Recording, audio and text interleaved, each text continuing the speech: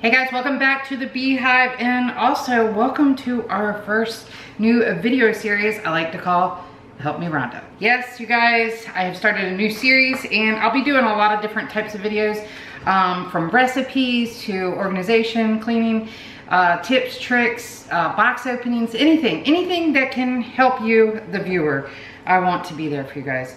All right, so today's video, we are gonna be making 3 juicing recipes. 2 of my favorite and 1 that I've never had before. I can't read the camera, you gotta get down. Okay. So I myself, I'm actually not new to juicing. Years ago, I used to juice quite often actually, and I was very successful at it. And then some life-changing things happened and I didn't continue with it, but I'll save that for another story as far as my inspiration and things like that goes. But I'm trying to get back into it more and more, and I'm easing back into this. I try to do at least 3 juices a day. I did the celery juice cleanse for 8 days, and today actually was the first day I didn't do a full celery juice in the morning, but we're gonna get some juices made. The first one is going to be a red juice, and that is the one that I've never had. This will be a new recipe for me, but it calls for 1 beetroot, and I'm going to actually peel this. I've heard that if you peel the skin off, it takes away a lot of that earthy flavor.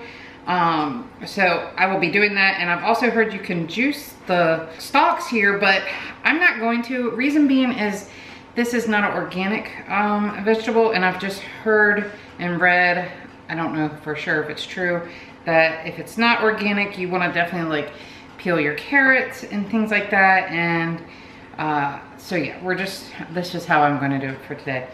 So 1 beetroot, 2 celery stalks, 8 medium carrots, and an apple. And also 3 handfuls of spinach, which I have already washed in my container there. And I've already washed my fruits here. I'm just gonna go ahead, chop them up, and get started. Now the juicer that I use is the Omega juicer. I will put a link in the description below to the model that I have if I can find it. I've actually had this juicer for a really long time. I purchased it used. Nothing wrong with getting something like this used. These are very expensive. I think in its day, it ran about almost $400. And I think I got it for like $250, somewhere around there. I got it off of eBay. But anyways, I'll do another video another day if you guys want to hear about the juicer that I have and the information and details about it. And also, I used to have another juicer, but I got rid of that one because I always resort back to this one. This has been my favorite one so far. All right, so let's get to juicing.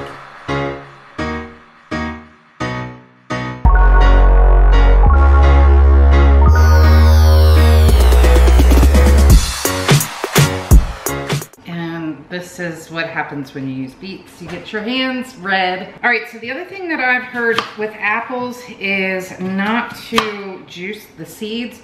Again, it's just somewhere I read that, and so I just don't juice the seeds because it's not, like I said, an organic apple. If it was organic, you might be able to, I'm not sure, but I just basically get as close to the core as I can, and that's all I juice of the apple. I will juice the skin and everything, but I don't juice the seeds, the core.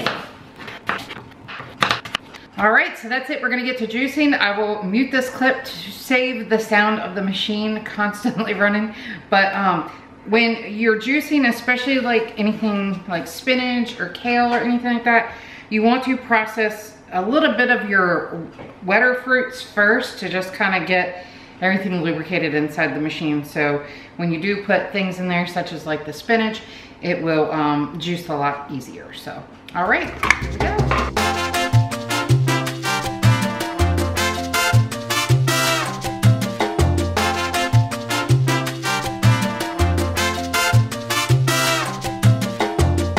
All right, so I have everything juiced and I've come up with just under 16 ounces. These jars here are what I store my juice in the fridge. And so these are 16 ounces. I'm gonna put a little bit of water processed through here. And that'll also help clean the machine out for my next juice. And I don't recommend using a lot of water.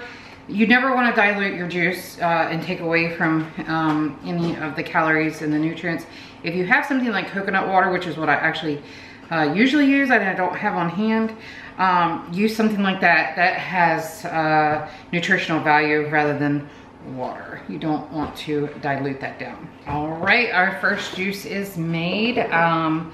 This juice didn't come out as red as I was hoping. I was really hoping for a nice red juice by using the beet, but that's okay. The beet is in there, we know it's in there, so that's good. We're gonna go ahead and pour it into our mason jar. And like I said, it should be roughly right at the edge there. Perfect. Just a little bit left over. We're gonna try that. Another tip when you are juicing is when you use your, whatever you're using to store your juice in, make it go all the way to the rim. That way the less oxygen that's inside, it doesn't have the chance to oxidize and kind of get like a funky taste to it. I don't typically juice to drink the next day. I typically will juice in the morning to drink throughout the day. But if you absolutely don't get to it the same day, or you maybe are going on the road trip or something like that, you definitely could juice prior the day before, but I recommend definitely drinking it the next day. So anyways, I'm gonna put this in the fridge. All right, I'm gonna go ahead and taste this and see how it tastes. Another thing with juicing, especially if you're new, you definitely want to try to drink it as cold as you can. So, you know, add a little bit of ice if you want to. All right, here we go. First juice, beet juice. I can taste the beet. It's not very overpowering. I taste a lot of the celery actually. So that's good. I don't mind the celery taste. So there you have it. All right guys, so for our next juice, this is going to be probably a light green juice. I'm gonna use an apple, a pear, half of cucumber. Now I usually use a whole cucumber, but I have to use this up. So I figured I would just use this.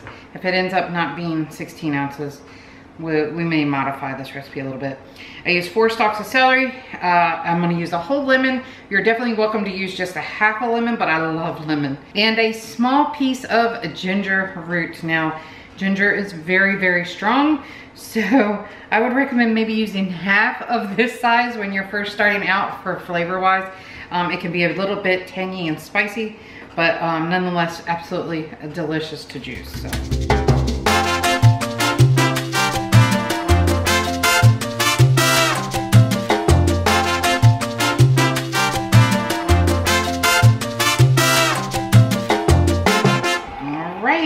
This juice is complete. This is what it looks like. Like I said, it was going to be like a light green. And I'm going to just give this a quick stir. That's good. And we're going to pour it in our jar. Isn't that pretty? So pretty. Right up to the edge. And then we'll go ahead and do a taste test with this one as well. All right, here we go. Let's taste it. I can smell the ginger. That is so good. That is really, really tangy. It is a lot of lemon. Like I said, feel free to drop that lemon in half, but I just love the taste of this. And then with the ginger, it just, it kind of reminds me of like a green ginger lemonade. Perfect. All right, so our next recipe is gonna be a really bright green recipe. This is probably definitely not a starter recipe for those who are just starting juicing, because kale is pretty strong. But it is really delicious. Once you get your taste buds adjusted, definitely try to start incorporating kale. Spinach definitely is a great starter for greens, but kale has a lot more nutrients in it, but they're both equally just as great. So for this recipe, I'm gonna use about 4 handfuls of this. I usually like to buy the kale fresh already in a stalk form, but it's just what my store had on hand this time. I shop at Aldi and Lidl, so I got a bag of it. All right, and then I'm gonna put 1 green apple. I'm gonna do a half of lime, 1 whole cucumber, and I definitely will probably still put another little piece of ginger in because honestly, I just love it in my juices. It's really, really delicious. And about 2 celery stalks. So I'm using a green apple for this recipe because I really like the tartness of the green apple. And yeah, feel free to use any that you like though. If you like the red apple and you don't like green apples, you know, feel free to use red. I like doing it like this because it just kind of mixes things up and makes the juices taste a little bit different as well. All right, so I got everything clean and washed and ready to go. And we're gonna get to juicing our last juice.